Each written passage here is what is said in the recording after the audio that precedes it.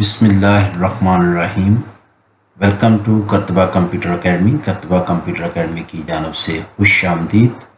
कतबा computer academy आपके लिए लाई है ऑफिस मैनेजमेंट कोर्स, जिसके अंदर हम प्रोफेशनल ऑफिस मैनेजमेंट का कंप्लीट जो है कवर करेंगे, और हम इसमें माइक्रोसॉफ्ट ऑफिस की 5-6 एप्लीकेशनें जो हैं उनको भी 1 बाय 1 जो है उनको भी पढ़ेंगे।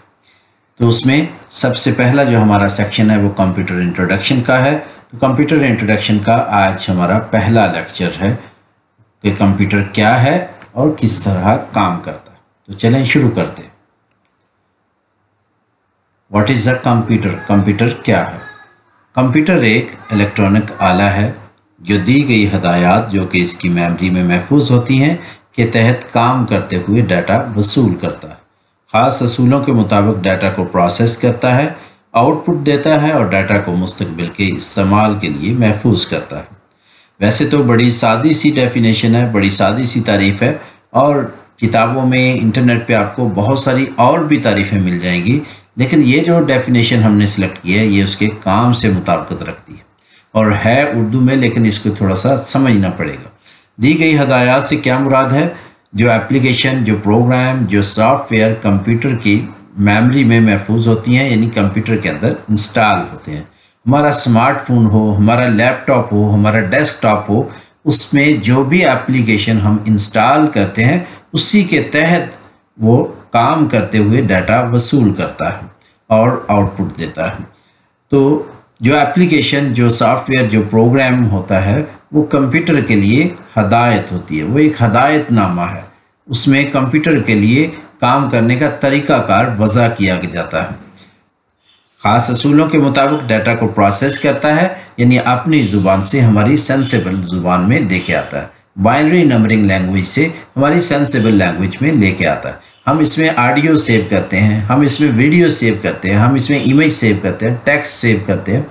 कुछ भी हम किसी भी टाइप का जो डाटा कंप्यूटर में सेव करते हैं, कंप्यूटर उसको अपनी ज़ुबान में लिख लेता है अपने पास। जब हम उसको दोबारा से खोलते हैं, हम उसको आउटपुट लेते हैं, हम उस अपने सेव किए हुए डाटा को, उस फाइल को दोबारा ओपन करते हैं, तो वो क्या करता है? अपनी ज़ुबान को पढ़कर, अपने कोड को पढ़कर प्रोसेस करके हमें हमारी सेंसेबल लैंग्वेज में दिखा देता है, हमारी सेंसेबल लैंग्वेज में उस फाइल को प्ले कर देता है। आउटपुट देता है, यानी कंप्यूटर उस पर आउटपुट को जनरेट करता है। जैसे ये एलसीडी है, मॉनिटर है, ये सारी आउटपुट डिवाइस है।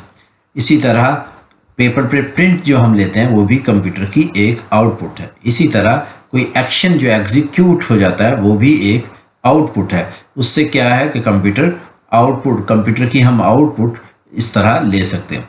इनपुट हो या आउटपुट हो, उसके लिए 2 चीज़ें चाहिए। डाटा वसूल करना हो या आउटपुट देना हो, तो उसके लिए 2 चीज़ें चाहिए, हार्डवेयर एंड सॉफ्टवेयर। हार्डवेयर जो डाटा वसूल करने के लिए होगा उसको कहेंगे हम इनपुट डिवाइसेस, और वो हार्डवेयर जो डाटा आउटपुट देने के लिए होगा उसे हम कहेंगे आउटपुट डिवाइसेस। इनपुट डिवाइसेस हों या आउटपुट डिवाइसेस हों, उसके लिए उनको काम करने के लिए ज़रूरी है कि उनका हदायतनामा, उनका सॉफ्टवेयर भी कंप्यूटर में इंस्टॉल हो, जिसे हम ड्राइवर कहते हैं। तो किसी भी डिवाइस को जब हम कंप्यूटर से कनेक्ट करते हैं तो उसका ड्राइवर कंप्यूटर पे काम करने के लिए ज़रूरी है। तो ड्राइवर क्या है कि उसकी हदायत है, उस सॉफ्टवेयर का काम करने का तरीका है। डाटा को मुस्तकबिल के इस्तेमाल के लिए महफूज करता है, यानी हम इसमें आज एक फ़ाइल सेव करते हैं, हम 5 साल के बाद भी उस फाइल को ओपन करके देख सकते हैं कि उसमें हमने क्या रखा था, क्या रिकॉर्ड कीप किया था। तो इसमें हम अपना इमेज रख सकते हैं, ऑडियो, वीडियो, कोई भी किसी किस्म का डाटा जो है हम कंप्यूटर में सेव कर सकते हैं। फंक्शनैलिटी ऑफ अ कंप्यूटर के फंक्शन, किसी भी डिजिटल कंप्यूटर के मोटे मोटे 5 फंक्शन होते हैं। नंबर 1, डाटा वसूल करता है। डाटा वसूल करने के लिए मैंने आपको पहले भी बताया 2 चीज़ें चाहिए, इनपुट डिवाइस और फिर उसका सॉफ्टवेयर, तब वो डाटा वसूल करेगा। और जो डाटा होता है वो कंप्यूटर में कोई भी सिग्नल जो एज ऑपरेटर हम भेजते हैं वो कंप्यूटर के लिए डाटा है, भले एक क्लिक ही क्यों ना हो। جیسے ہمارا ماؤس جو ہے ایک انپٹ ڈیوائس ہے، ہم کمپیوٹر کے ساتھ کنیکٹ کرتے ہیں اور ہم اس پہ کوئی کلک کرتے ہیں تو وہ جو کلک کیا ہے وہ سگنل جو الیکٹرانک کمپیوٹر میں گیا ہے وہ کیا ہے؟ ڈیٹا ہے۔ اسی طرح کی بورڈ جب ہم کنیکٹ کرتے ہیں اس پہ ہم کوئی بھی کی پریس کرتے ہیں تو کی پریس جب ہوتی ہے تو وہ کمپیوٹر میں سگنل جو لے کے جاتی ہے وہ کمپیوٹر کے لیے ایک ڈیٹا ہے، بھلے وہ ہم سیو کریں یا نہ کریں۔ تو جو بھی آپریٹر کمپیوٹر کی طرف بھیجتا ہے، کمپیوٹر کو آپریٹ کرنے کے لیے اس کو کمانڈ سینڈ کرتا ہے یا کوئی ڈیٹا اپنا کمپیوٹر کو سینڈ کرتا ہے تو وہ کیا ہے؟ وہ کمپیوٹر کے لیے ڈیٹا ہے۔ نمبر 2، ڈیٹا ابلیغ ہدایات کو محفوظ کرتا ہے اور ضرورت پڑنے پر استعمال کرتا ہے۔ ڈیٹا میں نے آپ کو پہلے بتایا کہ یوزر جو کوئی بھی بھلے کلک ہی کیوں نہ کرے، جو یوزر اس کمپیوٹر کو سگنل بھیجے گا وہ کمپیوٹر کے لیے ڈیٹا ہے، اور ہدایات جو پروگرام، سافٹ ویئر، اپلیکیشن کی شکل میں کمپیوٹر کے اندر انسٹال ہوتے ہیں وہ کمپیوٹر کے لیے ہدایات ہیں۔ ڈیٹا اور ہدایات کو محفوظ کرتا ہے، یعنی اپلیکیشن کو انسٹال کرتا ہے اور ہمارا ڈیٹا اس میں ہم سیو کر سکتے ہیں، اور ضرورت پڑنے پر استعمال کرتا ہے۔ اس سے کیا مراد ہے کہ جب بھی ہم اس میں کوئی تصویر کھولتے ہیں، کوئی ویڈیو کھولتے ہیں تو وہ آٹومیٹک اس سے ریلیٹڈ جو اپلیکیشن ہوتی ہے اس کو چلاتا ہے اور اس کے اندر ہمیں وہ امیج دکھا دیتا ہے، ہمیں وہ ویڈیو پلیئر میں چلا کے دکھا دیتا ہے اور آڈیو فائل آڈیو پلیئر میں چلا کے دکھا دیتا ہے۔ تو اس طرح ضرورت پڑنے پر استعمال کرتا ہے، یعنی آٹومیٹک اس اپلیکیشن کو، اس ہدایت نامے کو وہ استعمال کرتا ہے۔ ڈیٹا کو پروسیس کرتا ہے اور قابل استعمال حالت میں تبدیل کرتا ہے۔ ڈیٹا کو پروسیس کرنا یعنی اپنی زبان سے ہماری زبان میں، ہماری سینسیبل زبان میں لے کے آتا ہے، تبھی تو وہ قابل استعمال حالت میں آتا ہے۔ اگر ہم کمپیوٹر کی ہی زبان میں اس فائل کو دیکھیں تو ہمیں کچھ سمجھ نہیں آئے گی کہ یہ تصویر کیا تھی یا کیا ہے، یہ فائل کس چیز کی تھی۔ تو جب آپ کمپیوٹر اسے پروسیس کر کے ہماری سینسیبل لینگویج میں لے کے آتا ہے تو تب ہمیں پتہ چلتا ہے کہ یہ فوٹو ہے، یہ آڈیو ہے، یہ ویڈیو ہے، یہ ٹیکسٹ ہے، یہ کیا ہے۔ تو ڈیٹا کو پروسیس کر کے قابل استعمال حالت میں تبدیل کرتا ہے۔ آؤٹ پٹ جنریٹ کرتا ہے، تو میں نے آپ کو پہلے بتایا ڈیفینیشن میں، آؤٹ پٹ جنریٹ کرنے کے لیے دو چیزیں، آؤٹ پٹ ڈیوائس اور پھر اس کا soft where. Out put device جیسے LCD، جیسے مانیٹر، جیسے پرنٹر، جیسے اسپیکر، تو یہ کیا ہے؟ یہ آؤٹ پٹ ڈیوائسز ہیں۔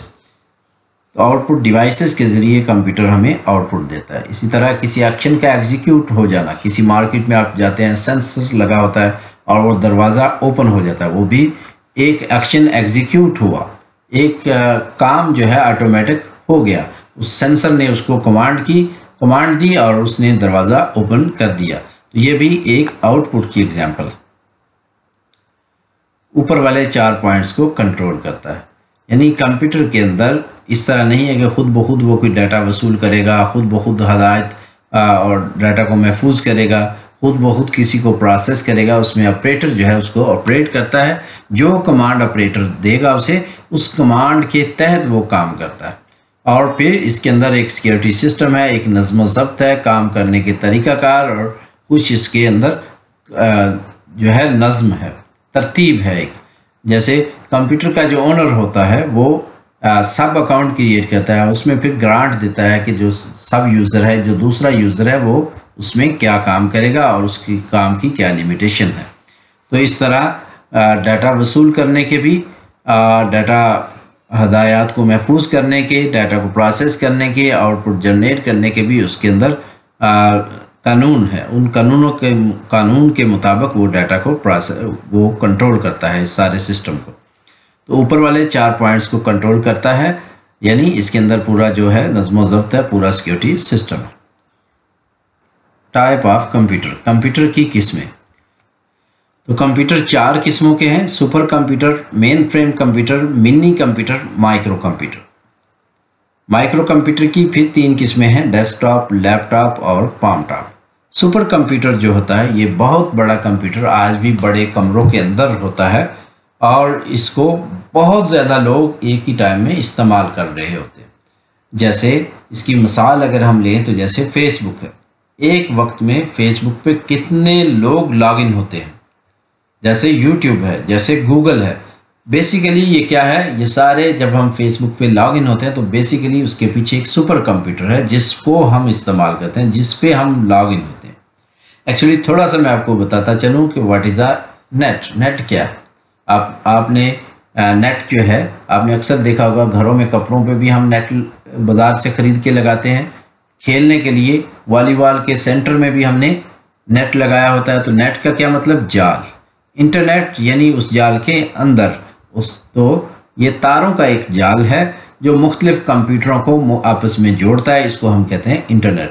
جب ہم یہاں سے انٹرنیٹ سے کنیکٹ ہوتے ہیں تو وہ سپر کمپیوٹر بھی انٹرنیٹ سے کنیکٹ ہے، تاروں کے اس جال سے ہم بھی کنیکٹ ہوتے ہیں. تو اس طرح ہمارا ایک کنیکشن بن جاتا ہے اس سپر کمپیوٹر کے ساتھ. تو پھر ہم فیس بک میں اپنا یوزر نیم اور پاسورڈ دیتے ہیں، وہ اس کمپیوٹر پہ جا کے ہمارا اکاؤنٹ جو ہے فیس بک کا اوپن ہو جاتا ہے. تو کتنے لوگ ایک ہی ٹائم پہ اس پہ اپلوڈ کر رہے ہیں، اس پہ ڈاؤن لوڈ کر رہے ہیں، اس پہ شیئر کر رہے ہیں. تو پیچھے اس کے کیا ہے؟ Super computer.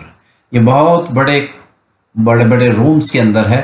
اس میں بہت زیادہ ہارڈ ڈسک لگی ہوتی ہیں ڈیٹا سٹوریج کیپیسٹی کے لیے. بہت زیادہ پروسیسر ایک ہی ٹائم میں کام کر رہے ہیں، بہت زیادہ ریمز لگی ہوئی ہیں، اور یہ سارے مل کے ایز اے ون یونٹ جو ہے کام کر رہے ہوتے ہیں. یہ مارکیٹ میں اویلیبل نہیں ہوتا بلکہ اسپیشل آرڈر پہ بنوایا جاتا ہے. تو اس کو سپر کمپیوٹر، یہ بہت بڑی کمپنیز یا گورنمنٹ لیول پہ اس کو بنواتے ہیں. مین فریم کمپیوٹر، اس کو آپ انڈسٹریل کمپیوٹر بھی کہہ سکتے ہیں. اس کی سب سے چھوٹی مثال ایک گھڑی کی ہے. ایک گھڑی یعنی فریم کے اندر وہ کمپیوٹر فکس ہوتا ہے، اسے کہتے ہیں مین فریم کمپیوٹر. کسی آپ انڈسٹری میں چلے جائیں، فیکٹری، وہاں پہ پینل بنے ہوتے ہیں اور ان پینل پہ کلک کرنے سے یہ کمپیوٹر ایکشن کرتا ہے. اس کو بھی بہت زیادہ لوگ ایک ہی ٹائم میں یوز کر سکتے ہیں. بعض اوقات ایک پوری فیکٹری کے اندر ایک ہی کمپیوٹر ہوتا ہے اور اس کے ڈیفرنٹ پینل بنے ہوتے ہیں، اور ان ڈیفرنٹ پینل پہ ڈیفرنٹ آپریٹر جو ہیں اس کو آپریٹ کر رہے ہوتے ہیں، اور بیک اینڈ پہ ایک ہی کمپیوٹر ہوتا ہے. منی کمپیوٹر، چھوٹا کمپیوٹر. اس کا کیا مطلب ہے کہ یہ تھوڑی سی کیلکولیشن کرتا ہے، مائکرو پروسیسر ہوتا ہے اس میں، پھر بند ہو جاتا ہے. جیسے مائکرو ویو اوون ہے، جیسے ہماری پہلی ATM مشین ہوتی تھی، اس طرح کی مشینیں، آٹومیٹک واشنگ مشین ہے. تو اس کے اندر تھوڑی دیر کے لیے وہ پروسیسنگ ہوتی ہے اور اس کے بعد ختم ہو جاتی ہے. اس کے بعد آ گیا مائکرو کمپیوٹر. یہ وہ کمپیوٹر ہے جس کا ہمیں اندازہ ہے، جس کو ہم نے دیکھا ہوا ہے. اس کی 3 قسمیں ہیں، ڈیسک ٹاپ، لیپ ٹاپ اور پام ٹاپ. اس میں ڈیسک ٹاپ بھی ہم نے دیکھا ہوا ہے، لیپ ٹاپ بھی دیکھا ہوا ہے، اور پام ٹاپ بھی ہم نے دیکھا ہوا ہے. تینوں قسمیں جو ہیں ہم نے اس کا پورا تجربہ کیا ہوا ہے. مائکرو کمپیوٹر میں سب سے پہلی قسم جو ڈیسک ٹاپ ہے، اس کو ڈیسک ٹاپ اس لیے کہتے ہیں کہ یہ ایک ڈیسک کے اوپر فٹ آ جاتا ہے. یہ ہمارے گھروں میں، ہمارے آفسز میں اکثر ہمیں یہی دیکھنے کو ملتا ہے. اگر ہم اسکول کی بات کریں تو اسکول میں جو کلرک کا آفس ہے وہاں پہ بھی آپ کو یہ مل جائے گا. اسکول میں کمپیوٹر لائبریری کے اندر بھی یہی کمپیوٹر پڑے ہوتے ہیں، ڈیسک ٹاپ. تو اس کو ڈیسک ٹاپ کہنے کی ایک ہی وجہ کہ یہ ڈیسک کے اوپر فٹ آ جاتا ہے. اس کے بعد آ گیا لیپ ٹاپ. لیپ ٹاپ ایک پرسنل کمپیوٹر میں آتا ہے، ذاتی کمپیوٹر میں آتا ہے. اس کو ہم آؤٹ ڈور کمپیوٹر بھی کہہ سکتے ہیں. اس کو کیری کرنا آسان ہوتا ہے، اس میں کے ساتھ بیٹری ہوتی ہے. اس کو ہم ایک جگہ سے دوسری جگہ پہ آسانی کے ساتھ لے کے جا سکتے ہیں. Palm top computer. Palm top computer جو بچے گیم کھیلتے ہیں ہمارے چھوٹے، 200-250 کی ملتی ہے، جس میں گھڑی کی طرح کی سکرین ہوتی ہے، اور وہ مارکیٹ میں اویلیبل. یہ اسمارٹ فون آنے سے پہلے لوگ اس میں اپنے فون وغیرہ، کانٹیکٹ وغیرہ سیو کرتے تھے. تو اس طرح کے کمپیوٹر پہلے اویلیبل تھے، اب یہ تقریباً نایاب ہو چکے. کمپیوٹر ورکنگ فلو، کمپیوٹر کا کام کرنے کا طریقہ کار. یہ ان پٹ لیتا ہے، اور میں نے پہلے آپ کو بتایا ان پٹ لیتا ہے ان پٹ ڈیوائسز کے ذریعے. اور ان پٹ ڈیوائسز جو ہیں ان کا سافٹ ویئر بھی ساتھ، ان کے ڈرائیور بھی ہونے چاہیے. ان پٹ ڈیوائسز میں جیسے ہمارا ماؤس ہے، ہمارا کی بورڈ ہے، ہمارا مائک ہے، جائے اسٹک ہے، اسکینر ہے، ان پٹ ہے، اس کے ذریعے ہم کمپیوٹر میں ان پٹ کرتے ہیں. تو یہ ان پٹ کرتا ہے. ان پٹ کے لیے 2 چیزیں چاہیے، ہارڈ ویئر اور اس کا سافٹ ویئر. اور پھر اس کو پروسیس کرتا ہے. جو ہم دیتے ہیں، جو بھی ہم اس کو سگنل دیں گے اس کو وہ پروسیس کرے گا. اور اگر ہم اس کو سیو کر رہے ہیں تو وہ اس کو سٹوریج میں لے جائے گا.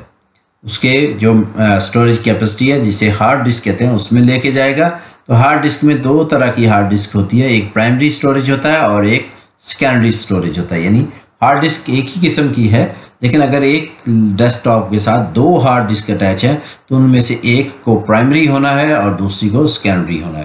تو پرائمری کرنے کے لیے اس کے پیچھے جیک لگے ہوتے ہیں، جس کو ہم چینج کر کے اسے پرائمری سٹوریج میں لاتے ہیں. تو جو پرائمری سٹوریج ہوگا اس کو کمپیوٹر پہلے ایکسیس کرے گا، اس کا آپریٹنگ سسٹم بھی اسی میں ہوگا. اور جو سیکنڈری سٹوریج ہوگا وہ آپشنل ہوگا، اس میں ہم آپشنل چیزیں جو ہیں رکھ سکتے ہیں. تو یہ اسٹوریج میں اس کو پروسیس کر کے بھیجتا ہے، اور اگر ہم کوئی فائل اس میں اسٹوریج میں سے اوپن کرتے ہیں تو اس کو پروسیس کر کے پھر وہ آؤٹ پٹ کے لیے لے کے آئے گا۔ تو ان پٹ اور پھر اس کو پروسیس کرتا ہے، اگر ہم نے اس فائل کو سیو کرنا ہے تو اس کو میموری میں لے کے جائے گا، اگر سیو نہیں کرنا تو اس کی جو آؤٹ پٹ ہوگی وہ ہمیں دکھا دے گا۔ آؤٹ پٹ کے لیے بھی دو ہی چیزیں چاہیے، hard where and soft where, یعنی آؤٹ پٹ ڈیوائس اور پھر اس کا سافٹ ویئر، تب جا کے کمپیوٹر وہاں سے آؤٹ پٹ دے گا ہمیں۔ کمپیوٹر کمپوننٹ، کمپیوٹر کے حصے، کمپیوٹر کے دو مین حصے ہیں، ایک ہارڈ ویئر اور دوسرا سافٹ ویئر۔ ہارڈ ویئر اسے کہتے ہیں جسے ہم فزیکلی چھو سکتے ہیں، وہ پارٹ جسے ہم فزیکلی چھو سکتے ہیں، اور یہ کمپیوٹر کا جو باکس ہوتا ہے، لیپ ٹاپ کا جو نیچے والا حصہ ہوتا ہے، اس میں جو لگا ہوتا ہے وہ کمپیوٹر کا ہارڈ ویئر ہے۔ کمپیوٹر میں یہ جو کی بورڈ، یہ جو ماؤس ہے، یہ کمپیوٹر کا ہارڈ ویئر نہیں بلکہ کمپیوٹر کی ایسیسری میں آتا ہے۔ کی بورڈ کمپیوٹر کی ایسیسری ہے، ماؤس کمپیوٹر کی ایسیسری ہے، اسپیکر کمپیوٹر کی ایسیسری ہے۔ اس ایسیسری کا اپنا پھر ہارڈ ویئر ہے، اپنا پھر سافٹ ویئر ہے۔ کمپیوٹر ہارڈ ویئر کی جب ہم بات کرتے ہیں تو وہ لیپ ٹاپ کے نیچے اور سی پی یو یعنی ہمارا جو ڈیسک ٹاپ ہوتا ہے اس کے ساتھ جو باکس ہوتا ہے اس کے اندر جو چیزیں لگی ہوتی ہیں وہ کمپیوٹر ہارڈ ویئر میں آتا ہے۔ اور سافٹ ویئر یہ وہ کوڈ ہیں، وہ اپلیکیشن، وہ پروگرام ہیں جن کو ہم فزیکلی چھو نہیں سکتے بلکہ کمپیوٹر کے اندر محفوظ ہوتے ہیں، جن کو ہم آپریٹ کر سکتے ہیں۔ انٹرنل کمپوننٹ جو ہارڈ ویئر ہے ان کے اندر پھر مزید جو اس کے اندرونی حصے ہیں وہ کیا کیا ہے۔ نمبر 1 پہ ہے مدر بورڈ۔ مدر بورڈ یہ ایک ماں کی حیثیت رکھتا ہے، اس کو مدر بورڈ اس لیے کہتے ہیں کہ اس پہ باقی سارے پارٹس جو ہیں اس پہ کنیکٹ ہو کے اپنا کام کرتے ہیں۔ یہ سارے پارٹس کو موقع فراہم کرتا ہے، پلیٹ فارم مہیا کرتا ہے کام کرنے کا۔ جس طرح گھر میں ایک ماں ہوتی ہے، گھر کے سارے ممبر اس سے کنیکٹ ہوتے ہیں، کسی کو کپڑا چاہیے، جوتا چاہیے، کھانا چاہیے، فلاں چیز چاہیے تو وہ ماں سے کنیکشن ہوتا ہے ان کا۔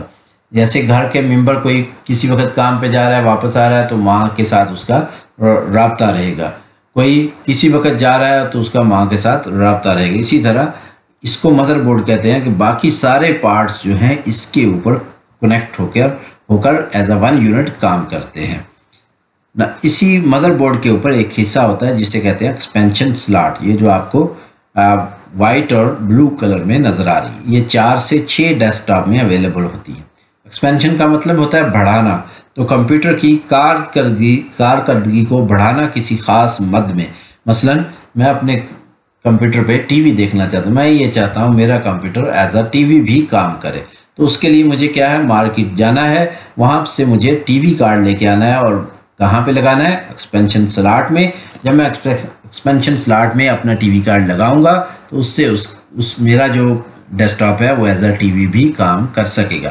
اس ایکسپینشن سلاٹ اس کارڈ کے پیچھے مجھے انٹینا لگانے کے لیے بھی جگہ دی گئی مہیا کی گئی ہوگی، میں اس میں لگا سکتا ہوں، جس سے میں اپنے کمپیوٹر میں ٹی وی چلا سکتا ہوں۔ یعنی وہ ایک ہارڈ ویئر ہوگا جسے ٹی وی کارڈ کہتے ہیں، وہ یہاں پہ لا کے کنیکٹ کریں گے، اس کے ڈرائیور انسٹال ہوں گے تو پھر میرا کمپیوٹر جو ہے ایز اے ٹی وی کام کرے گا۔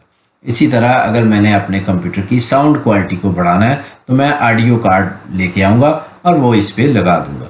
اسی طرح اگر مجھے اپنے کمپیوٹر پہ 3D گیمز کھیلنی ہے یا گرافکس کا کام کرنا ہے تو 3D گیم یا گرافکس کے لیے مجھے ہائی گرافک جو ہے وہ چاہیے، تو ہائی گرافکس کے لیے مجھے گرافک کارڈ چاہیے، تو میں مارکیٹ میں جاؤں گا، گرافک کارڈ لے کے آؤں گا اور کہاں پہ لگاؤں گا، ایکسپینشن سلاٹ میں، جس سے میرے کمپیوٹر کی گرافک کی جو کارکردگی ہے وہ بڑھ جائے گی، اور میں 3D جو ہماری گیمز ہیں جو بازار میں بچے کھیلتے ہیں وہ بھی اپنے کمپیوٹر پہ کھیل سکتا ہوں۔ ہائیلی گرافک کا کام بھی میں اپنے کمپیوٹر پہ کر سکتا ہوں، تو میرا کمپیوٹر اسپیشلسٹ ہو جائے گا گرافکس میں۔ اسی طرح اگر میرا کمپیوٹر میں کسی نیٹ کیفے پہ کام کر رہا ہے، کسی نیٹ کیفے پہ مجھے اس کو لگانا ہے، تو اس میں نیٹ ورکنگ کارڈ لے آؤں گا، وہ لگا دوں گا، جس سے وہ لوکلی جو ہے آپس میں کنیکشن اس کا ہو جائے گا۔ ویسے تو ہر کمپیوٹر میں ڈیفالٹ ایک پورٹ ہوتی ہے، لیکن جب ہم کیفے کی بات کرتے ہیں تو ہم ایڈیشنل پورٹس ہمیں وہاں پہ چاہیے، ایڈیشنل کچھ چیزیں چاہیے، تو وہ نیٹ ورکنگ کارڈ جو ہے اس میں مل جائے گا۔ نمبر 3 پہ ہے CMOS بیٹری۔ یہ وہ بیٹری ہے جو مدر بورڈ کے اوپر لگی ہوتی ہے، یہ اس کی ڈیٹ اور ٹائم کو کنٹینیو کرتی ہے، اور ایک بورڈ کا جو سیٹ اپ ہوتا ہے اس پہ پاسورڈ ہوتا ہے، اس پاسورڈ کو بھی یہ بیٹری پروٹیکٹ کرتی ہے۔ پرانے فون جو ہوتے تھے ہمارے، اس میں سے جب ہم بیٹری ریموو کرتے تھے اس کا ڈیٹ اور ٹائم خراب ہو جاتا تھا، لیکن اب جو اسمارٹ فون آ گئے ہیں ان کے اندر یہ بیٹری لگی ہوتی ہے، ان کا ڈیٹ اور ٹائم خراب نہیں ہوتا۔ اب تو بیٹری نان ریموویبل آ گئے ہیں، ان کی بیٹری ریموو ہوتی نہیں ہے، لیکن اس سے پہلے جو ورژن تھا جس میں سے بیٹری ریموو ہوتی تھی اس کا بھی ڈیٹ اور ٹائم خراب نہیں ہوتا تھا۔ اسی طرح کمپیوٹر جب ہم ڈسکنیکٹ کرتے ہیں، پاور سپلائی اس کی ہٹا دیتے ہیں، تو پھر اس کی یہ سیل جو ہے اس کی ڈیٹ اور ٹائم کو کنٹینیو کرتا ہے۔ نمبر 4 پہ ہے کولنگ فین۔ آپ کو پتہ ہے کہ الیکٹرانک ڈیوائسز جب بھی چلتی ہیں تو وہ ہیٹ اپ ہوتی ہیں، تو ان کا ٹمپریچر جو ہے مینٹین رکھنے کے لیے کولنگ فین جو ہے ان کو استعمال کیا جاتا ہے۔ یہ لیپ ٹاپ ہو، ڈیسک ٹاپ ہو، ان کو مختلف جگہ پہ کولنگ فین لگائے جاتے ہیں تاکہ وہ اندر سے گرم ہوا کو باہر پھینکیں اور باہر کی نارمل ہوا کو اندر لے کے جائیں۔ 5 اور 6 پہ وہ کارڈ ہیں جو ایکسپینشن سلاٹس کے اندر لگتی ہیں۔ ایکسپینشن سلاٹ کے لیے یاد رکھیں لیپ ٹاپ میں یہ ایکسپینشن سلاٹ کی سہولت نہیں ہوتی، ڈیسک ٹاپ میں یہ 4 سے 6 ہوتی ہیں۔ لیپ ٹاپ میں کیوں نہیں ہوتی؟ لیپ ٹاپ خریدتے وقت اگر ہم نے ایسا لیپ ٹاپ خریدا ہے جس میں گرافک کارڈ لگا ہوا ہے، تب تو ہم اس گرافک کارڈ کو ریپیئر کر سکتے ہیں، اس کو ریپلیس کر سکتے ہیں اسی ماڈل کے ساتھ۔ لیکن اگر پہلے سے اس میں گرافک کارڈ نہیں لگا ہوا تو ہم اس میں ایڈیشنل اضافہ نہیں کر سکتے بعد میں۔ تو ڈیسک ٹاپ میں ہم بعد میں بھی اس میں اضافہ کر سکتے ہیں، اس کے مدر بورڈ کے اوپر گنجائش ہوتی ہے۔ لیپ ٹاپ کے مدر بورڈ کے اوپر یہ ایکسپینشن سلاٹ نہیں ہوتی، اس میں گنجائش نہیں ہوتی۔ نمبر 7 پہ ہے پاور سپلائی۔ پاور سپلائی اس بورڈ کی، کمپیوٹر کی بجلی کی ضرورت کو پورا کرتی ہے۔ یاد رکھیں جب ہم برانڈڈ سی پی یو خریدتے ہیں تو ان کے اوپر ایک ریڈ قسم کا بٹن بنا ہوتا ہے۔ باہر کے ملکوں میں 2 طرح کی بجلی استعمال ہوتی ہے، 220 اور 110۔ یہاں پہ ہمارے پاکستان میں 220 یوز ہوتی ہے۔ اگر ہم نے برانڈڈ کمپیوٹر ہم لے کے آئے اور وہ 110 پہ ہے اور ہم آ کے اسے پلگ کریں گے 220 میں، تو اس کی پاور سپلائی اسی وقت جل جائے گی۔ تو ہمیں پاور ان کرنے کے سے پہلے، پاور لگانے سے پہلے، پاور کنیکٹ کرنے سے پہلے کیا کرنا ہے؟ ہمیں یہ دیکھ لینا ہے کہ وہ 110 پہ ہے یا 220 پہ۔ اسے ہمیشہ ہمیں 220 پہ رکھنا ہے۔ نمبر 8 پہ ہے میموری سلاٹس۔ اس کے یہ ڈیسک ٹاپ میں 4 اور لیپ ٹاپ میں 2 ہوتی ہے۔ اس کے اندر جو میموری سلاٹ ہے اس میں ریم لگتی ہے۔ ریم کہتے ہیں رینڈم ایکسیس میموری، آگے چل کے ہم اس کے بارے میں پڑھیں گے۔ ایک ہوتا ہے پروسیسر۔ پروسیسر بھی مدر بورڈ کے اوپر لگا ہوتا ہے، جس طرح یہاں تصویر میں آپ کو نظر آ رہا ہے انٹل کور i7۔ یہ وہ پروسیسر ہے جو ڈیٹا کو پروسیس کرتا ہے، اسے کمپیوٹر کا دماغ بھی آپ کہہ سکتے ہیں۔ یہ وہ چیز ہے جو کمپیوٹ کرتی ہے، جو مختلف ڈیٹا کو ضربیں تقسیمیں دے کے کچھ رزلٹ نکالتی۔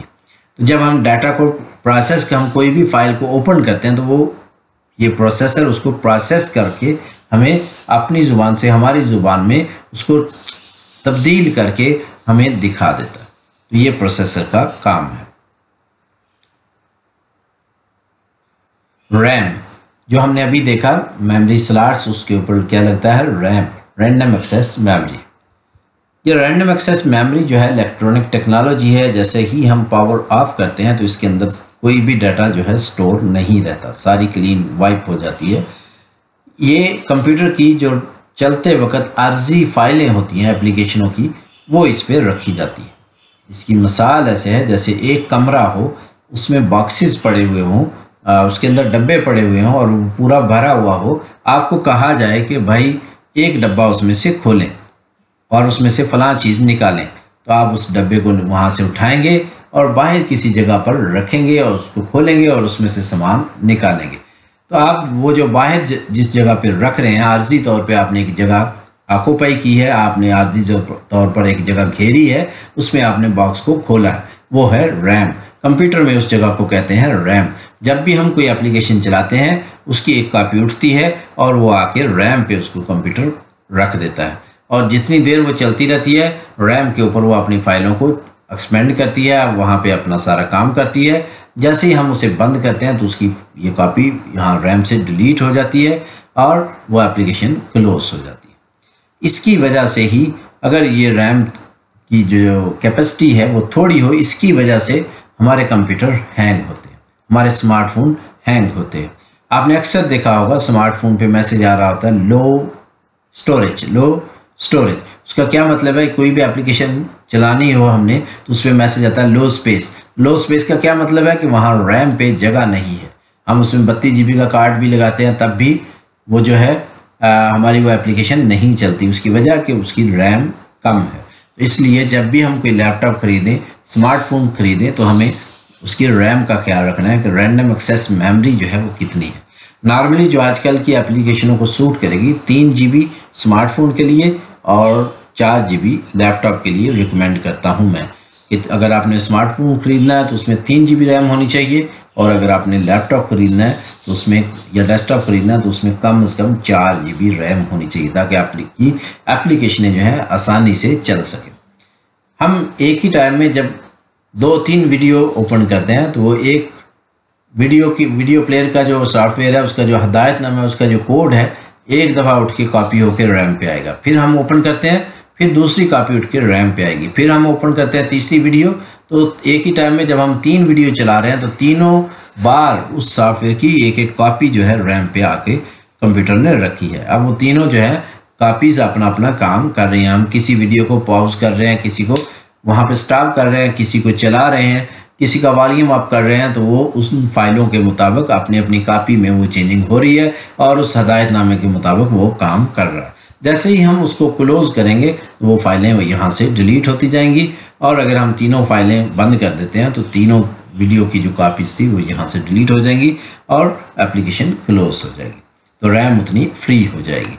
तो इस तरह ये रैंडम एक्सेस मेमोरी जो है ये काम करती है। ये है hard disk. Hard disk primary storage जो कंप्यूटर के अंदर जिसको डायरेक्टली हम एक्सेस करते हैं, इसमें हम अपनी फाइलें रखते हैं, अपना फोल्डर रखते हैं, और ऑपरेटिंग सिस्टम भी इसी में होता है।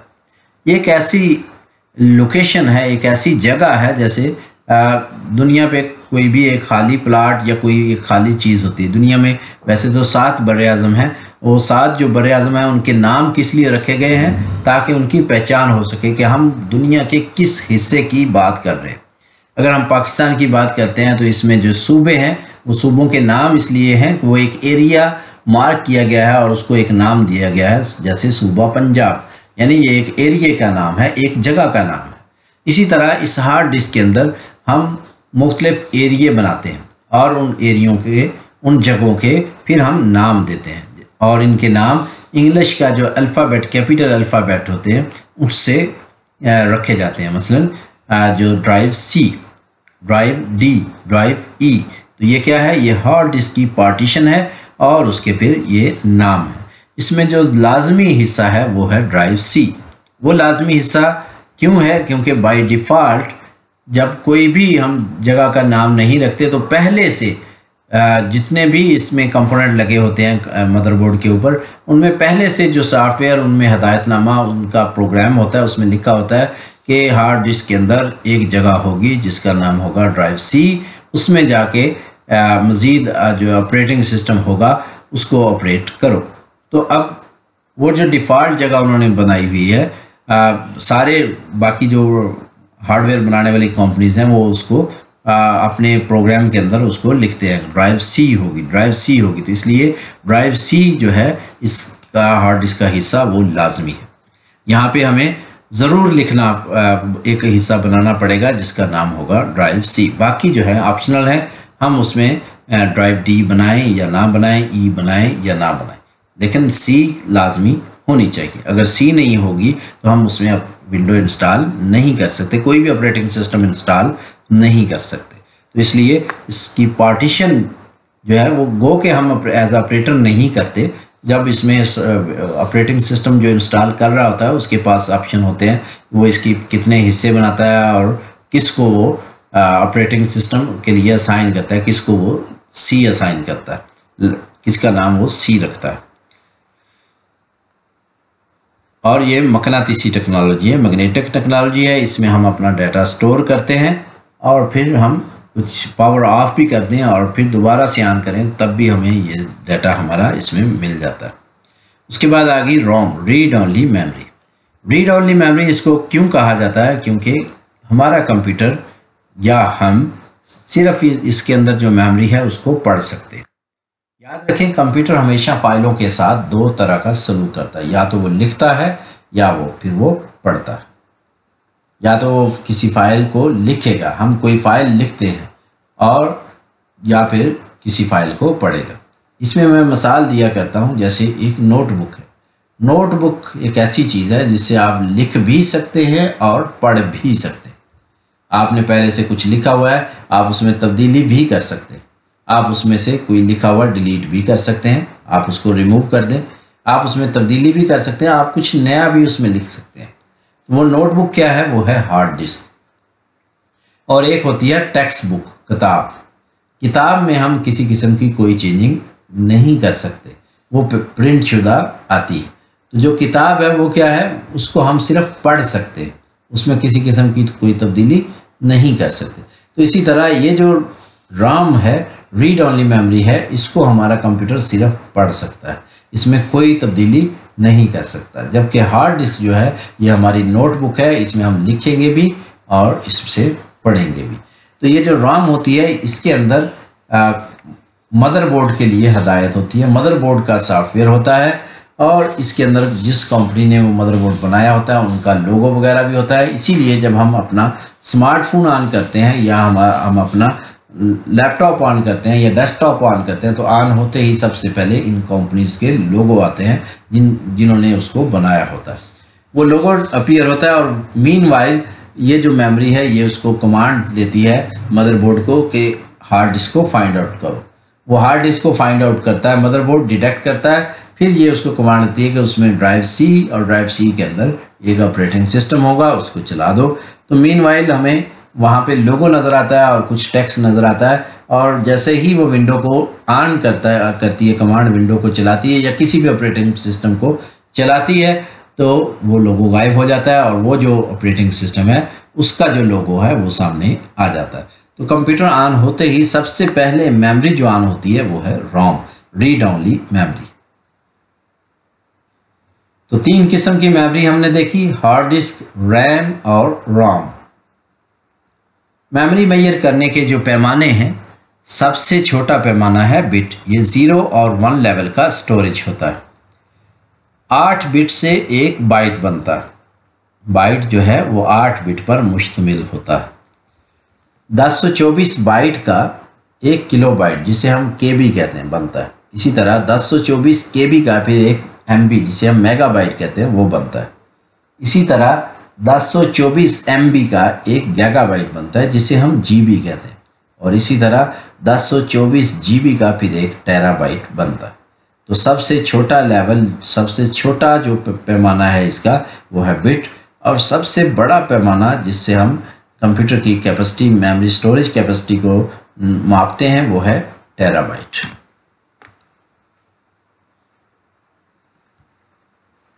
कंप्यूटर के साथ जो एसेसरी लगती है उसमें बेसिक एसेसरी जो ज़रूरी होती है उसमें है mouse.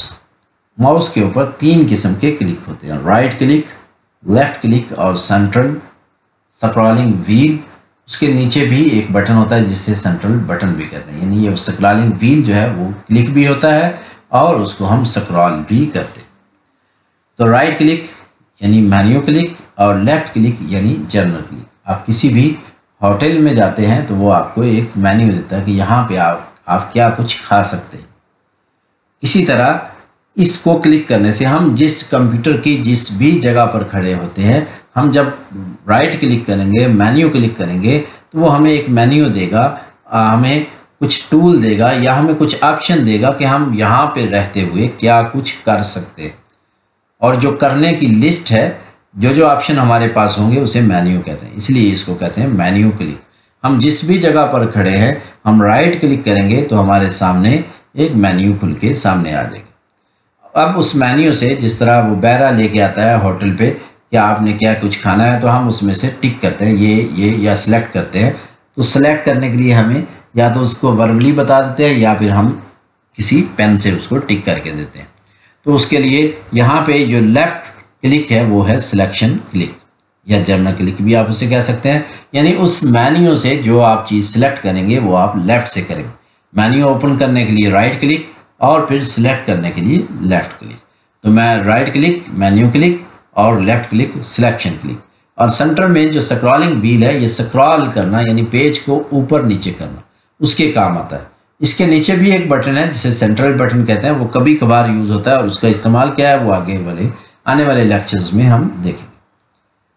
CPU central processing unit, इसके अंदर वो सारे कंपोनेंट होते हैं जो अभी हमने देखे, हार्डवेयर, प्रोसेसर, मदरबोर्ड और कूलिंग फैन और बाकी सारी पावर सप्लाई, ये सारे इसके अंदर लगे होते हैं। अगर आपका मदरबोर्ड ग्राफिक कार्ड को सपोर्ट करता है और उसकी ग्राफिक कार्ड हमने लगाया हुआ है हैवी किस्म का, या आपके मदरबोर्ड के वैसे ही ग्राफिक हैवी है और बिल्ट इन है और उसमें हाई ग्राफिक जो है कैपेसिटी है, तो उसको हम GPU भी कह सकते हैं, ग्राफिक प्रोसेसिंग यूनिट। मॉनिटर, ये एक आउटपुट डिवाइस है। इनकी भी 2-3 जो टेक्नोलॉजी की किस्में वो हमने देखी। एक मॉनिटर होता था पहले, वो बड़ा टीवी की तरह का, फिर TFT, फिर LCD, तो ये सारी इसकी टेक्नोलॉजी के नाम है। एक्चुअली ये एक आउटपुट डिवाइस है जिसे हम डिस्प्ले लेते हैं। कंप्यूटर के ऊपर ये जो राइट साइड पे 2 आपको पोर्ट नज़र आ रही हैं, ये अक्सर आपको लैपटॉप पे भी डेस्कटॉप पे भी मिलेंगे। इसको कहते हैं USB पोर्ट्स। इनके ज़रिए हम कोई भी USB डिवाइस जो है कंप्यूटर के साथ कनेक्ट करते हैं। जैसे हमारा USB माउस है, हमारा USB कीबोर्ड है, हमारे USB स्पीकर हैं, USB प्रिंटर है, USB माइक है, USB कैमरा है, तो इस तरह USB card reader, USB flash memory, तो इस तरह बहुत सारी USB की डिवाइसेस मार्केट में अवेलेबल हैं जिसको हम कंप्यूटर के साथ कनेक्ट करने के लिए USB पोर्ट के ज़रिए कनेक्ट करते हैं। हमारा इवन के स्मार्टफोन जो है उसकी भी जो केबल होती है वो भी USB, उसको भी USB केबल कहते हैं। तो वो USB केबल USB पोर्ट में लगाएंगे तो हमारा स्मार्टफोन भी हमारे कंप्यूटर के साथ कनेक्ट हो जाएगा। उसके साथ जो एक पोर्ट आपको लेफ़्ट साइड पे बाईं जानब नज़र आ रही है उसको कहते हैं HDMI पोर्ट। ये जो HDMI पोर्ट है इसके ज़रिए हम अपने कंप्यूटर के ग्राफिक्स प्लस ऑडियो किसी दूसरी डिवाइस में मुंतकिल करते हैं। मिसाल के तौर पे अगर आपको आपके घर वाले कहते हैं आप जो अपने डेस्कटॉप पे ये जो वीडियो देख रहे हैं ये हमें इस बड़ी स्क्रीन पे दिखा दो, इस बड़ी LCD पे दिखा दो, तो आपको उसके लिए क्या चाहिए, HDMI केबल चाहिए। आप उसका एक सिरा अपने लैपटॉप में इस पोर्ट में लगाएंगे, अपने डेस्कटॉप में इस पोर्ट में लगाएंगे और दूसरा सिरा आप LCD में लगाएंगे, वहाँ पे भी HDMI पोर्ट बनी होगी। तो आप जब उसको लगाएंगे तो आपके ग्राफिक प्लस ऑडियो उस डिवाइस में मुंतकिल, यानी आपकी स्क्रीन भी और जो आप अगर वीडियो चला रहे हैं तो उसका जो साउंड है वो भी उस LCD के स्पीकरों से वो साउंड सुनाई देगा और उस LCD पे आपका डिस्प्ले भी आ जाएगा। तो इस तरह हम अपने कंप्यूटर के ग्राफिक प्लस ऑडियो किसी दूसरी डिवाइस में मुंतकिल करने के लिए HDMI केबल का इस्तेमाल करते हैं। कीबोर्ड एक इनपुट डिवाइस है जिसके ज़रिए हम कंप्यूटर में डाटा इनपुट करते हैं। कंप्यूटर ऑन होते ही जिस लोकेशन पे, जिस जगह पे आके वो रुक जाता है उसे कहते हैं डेस्कटॉप। ये जो आपको ब्लू से एक स्क्रीन नज़र आ रही है और उसके नीचे ग्रीन पट्टी है, इसे कहते हैं डेस्कटॉप, या इसे आप होम स्क्रीन, अगर स्मार्टफोन है तो फिर आप उसे होम स्क्रीन कहेंगे, लैपटॉप है या डेस्कटॉप है तो उसमें आप इस जगह को डेस्कटॉप ही कहेंगे। तो इस जगह का नाम है डेस्कटॉप। उसके बाद हम अपने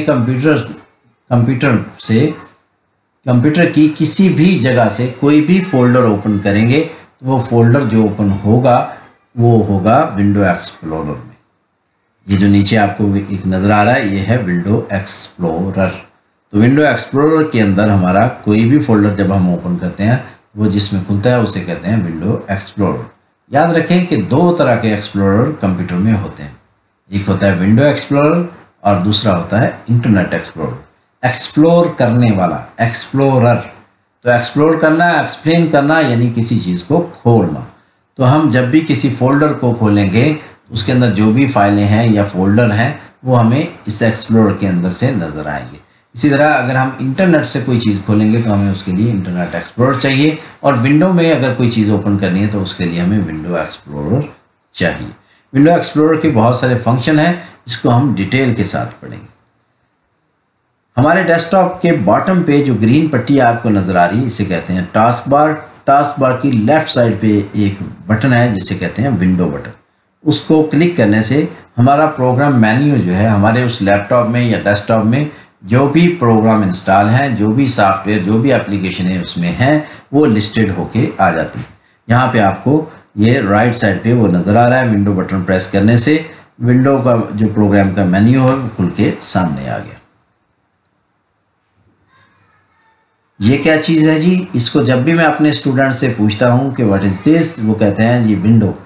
یہ ونڈو نہیں ہے، یہ آپریٹنگ سسٹم کی تصویریں جن کے ساتھ ونڈو لگ رہا ہے وہ ایک ہی آپریٹنگ سسٹم کے مختلف ورژن ہیں، جیسے ونڈو ایکس پی، ونڈو وسٹا، ونڈو 7۔